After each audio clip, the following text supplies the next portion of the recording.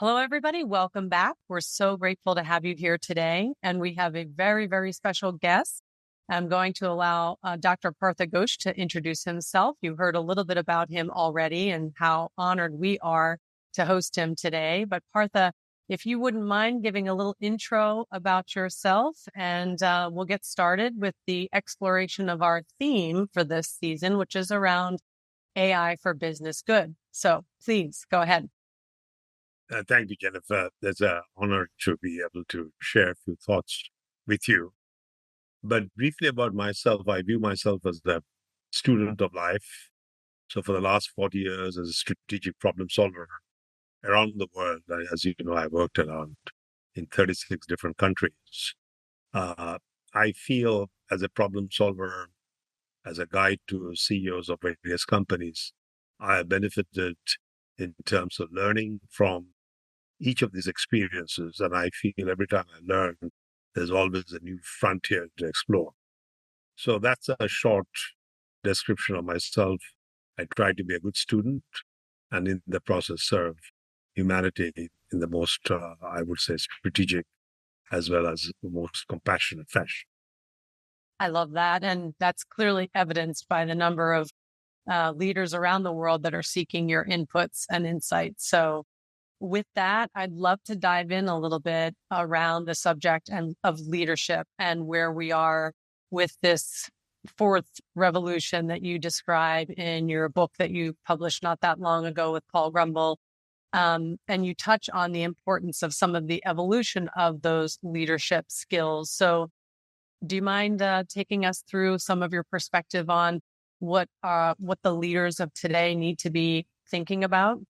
So I personally believe the leaders of the future has to really step away from what we have learned in the past into a world where they are not dependent on command and control, but they're dependent on inspiring and helping the imaginative process, which is very different. It's not about commanding, it's about inspiring. It is not about controlling. It is about giving freedom to the thought processes so that we could synergize multiple thoughts into new ideas. So indeed, the leadership development of the future has to be very different. It has to focus on how to help people connect to their inner conscience, focus on how to connect with their right brain more than the left brain, which is more imaginative, more artistic. And I think that's where we need a fundamental shift as what we call leader of the future versus what we have celebrated in the past, leader in the past, which was more decisive or Cartesian. I think we have to move into more humanistic type of leadership. That's a great perspective. And I think if I remember correctly, you talk about the different leadership models and all of these, which are evident in our culture today at some level, but there's more of the traditional model, the matrix model, the alliance model, and then this value network model. When you talk about the leadership model has to change, tell me a little bit about what you mean with regards to the value that organizations might be able to derive by adjusting their leadership model. How do leaders synergize these multiple thoughts to create what I would call enlightened synergy? And that is the challenge of the future. And that would need a very different kind of leader, which has got the three vectors I would call at work: the intellectual vector, which is the classical good thinkers, leader of good thinkers; spiritual vector, being able to connect with the inner conscience, being able to inspire the right way; and the physical vector, which is being able to work, because AI would work at speed of light. So physically, we have to be working at the same speed. Now, we cannot move at speed of light, but how to bring out that extra physical energy in the organization so that you could create, which Andy Grove used to call the creating the paranoia in the organization. That's relentless desire to search new levels of excellence, new levels of, if you will, refinement of the value proposition that we offer to the world. I certainly want to explore a little bit how, from your perspective, leaders can enhance those three vector areas around intellect, around inspiration or spirituality or intuitiveness. I'm using my word here, so I don't know if that plays in here. And then the physical, for those three vectors, how might a leader, if I'm standing in, in front of you saying, hey, give me some perspectives or thoughts on how I as a leader can strengthen in these areas to better prepare for the changes that will continue to evolve? Because as you stated earlier, AI is just kind of a common term that's been used to describe a broad range of technologies that have been in place now to do things that normally humans would do around decision making or intellectual problem solving and those sorts of areas. Right. Moving into a world where I feel the need to manage disruptions is as important, and that proactively, as it is important to manage the current in a most efficient way. And AI has to engage equally well on those domains, if you will. One is the domain of efficiency and speed, using the power of AI to serve what we have today better. At the same time, with equal amount of commitment, equal amount of importance, equal amount of reverence, I have to think of what might be the next wave, and how do I participate in the next wave, which very well might cannibalize my current business. Now, as opposed to, it's better to cannibalize my own business as opposed to someone else disrupting my business.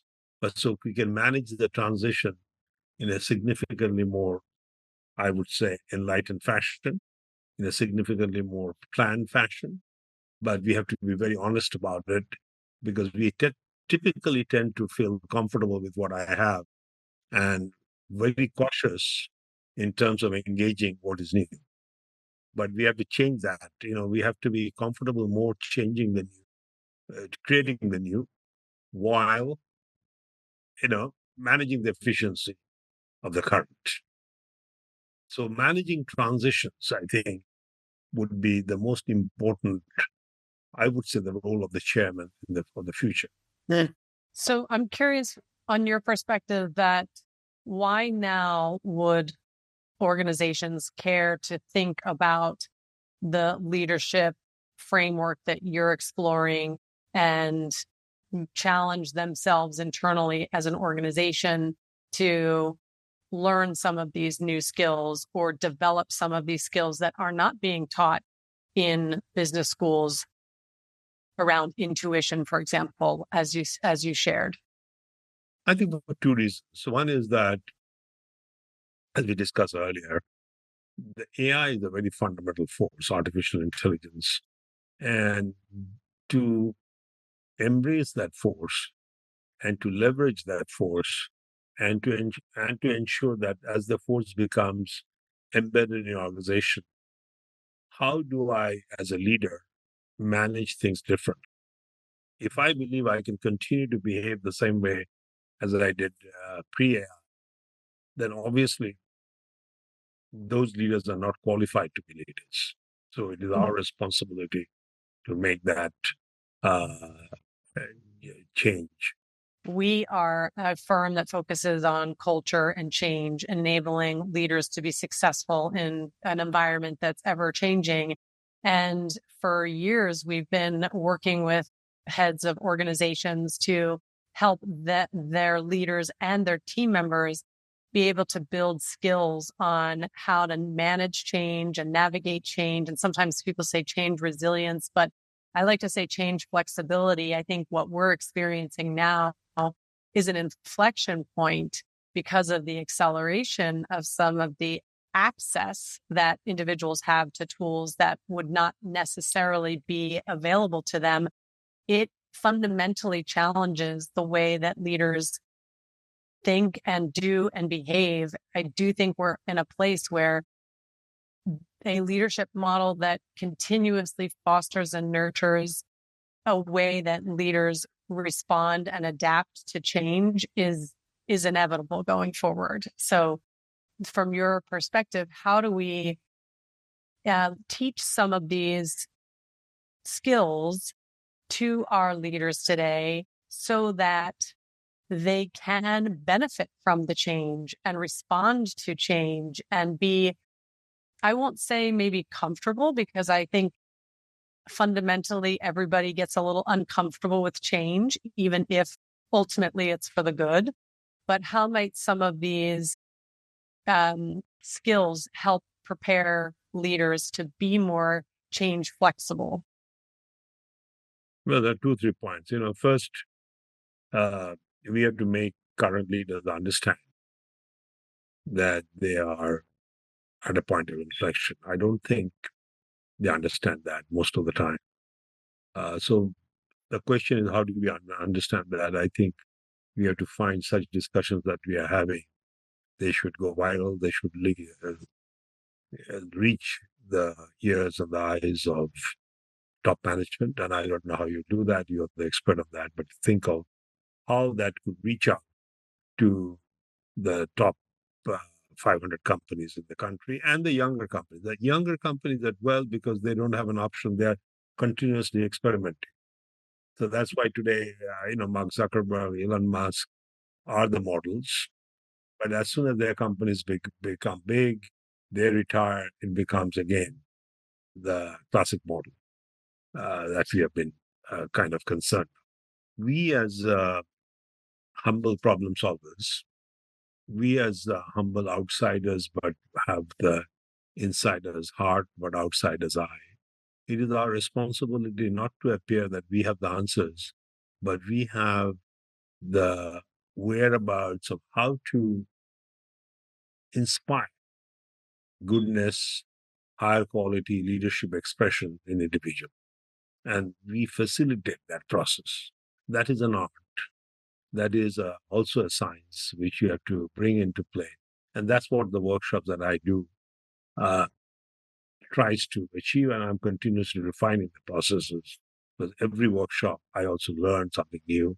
There are new ways of creating that excitement in the individuals that I'm working with. And the third element is ensuring that at the end of a workshop or end of an engagement, it is understood that it is your responsibility to manage that trajectory or evolution of leadership, developing your own agenda and ensuring there is a discipline of developing it. I typically lay out literally a daily schedule that what we have to do so that people can start seeing the changes in your behavior, your etiquettes. But at the end of the day, whatever I might be thinking is good. Maybe it sometimes comes through my words, but it is my physical movement, my way of looking at a situation, analyzing a situation, that has to become the model for the rest of the organization. And that is an art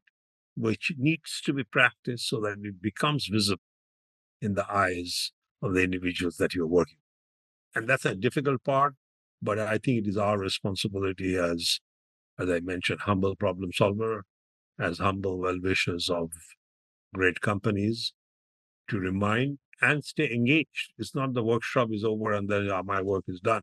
My work actually begins after the workshop to stay in touch with the individuals who participated in the workshop to help that development process. Yes. I love hearing that, because I think we're at a really great moment in history to benefit from refreshing the tools in our toolkit to bring some very good positive change for good. Obviously, we all know, and the conversations we're having on the disruption out there could create negative implications, and all the more reason why there needs to be a disciplined focus on shaping leaders, shaping organizational culture, investing in your teams to help them understand what skills are needed to navigate in the future, and to raise the conversation so that we are factoring aspects of leadership that we have not traditionally talked about in the past. So at Sentient, we like to say we're elevating the conscious leader to realize positive and sustainable change and elevating meaning at work. So I think we are at an opportunity where the folks like you and me and others of us out there that are really motivated to drive outcomes for big, good impact. This is an exciting time for us. And so with that, I just want to let our listeners know that we're really excited that Sentient is going to be partnering with Partha Ghosh and bringing some of these wonderful insights and experiences that Partha brings in his workshops to our clients who are really looking for breakthrough ways to accelerate leadership development, innovation, and strategy. So, Partha, if you wouldn't mind just giving a real brief soundbite for our listeners, just what they would, a little bit about the themes for each of those categories, not to put you on the spot, but even if it's just a high level soundbite on these specific areas around leadership, innovation, and strategy, that would be great. No, thank you. Thank you very much, first. And I think it would be an honor to serve and work with your clients. I do believe that the world is at the point of inflection. So the three workshops are basically to address the different elements which will drive this change. The first is, I think, strategic management in the 21st century would be very different because we have new powerful AI, which is on one side has to be embraced. On the other side, the AI has a tremendous ability to disrupt old models, and it would continue to disrupt as AI becomes more and more intelligent. And the challenge for strategic management would be, how do I infuse AI with NI, which is the natural intelligence, to create what I earlier used the term awakened intelligence of an organization. And that should be a continuous process. And the strategic management workshop helps that process to help organizations see possibilities which normally they perhaps realize, but they don't have the time to see. The workshop allows them to sit back and think of the future of their company, future of their businesses with a new lens, with a new perspective. And in the process, at the end of the workshop, they could come out with 2, 3 new possibilities which they want to experiment with, in addition to what they're doing. So that's point number one. The other one is the nature innovation workshop, which I think is obviously very important. Innovation is no longer a sequential process where you decide, okay, I want to move from A to B. Innovation should be a parallel process of imagination, invention, experimentation, and commercialization, almost happening in parallel. So, experiment, commercialization, imagination has to happen at a very fast speed. Now, that's not easy. It's easy to talk about it. So, how to bring into play that discipline? And again, this workshop focuses on the discipline of, on one side, being exposed to serendipity, managing paranoia, and managing, if you will, the structured approach.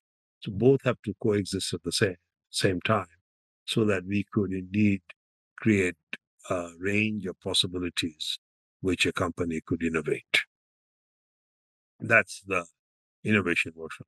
And the leadership workshop, which, as you would suspect, given the content of the discussion today, focuses on how leaders could develop a persona where they're no longer dependent on command and control, militaristic approach of leadership, a Cartesian approach of leadership, to more a biological style of leadership, where you're basically making a lot of different connections of thoughts, ideas, imagination to create what I would call enlightened synergy.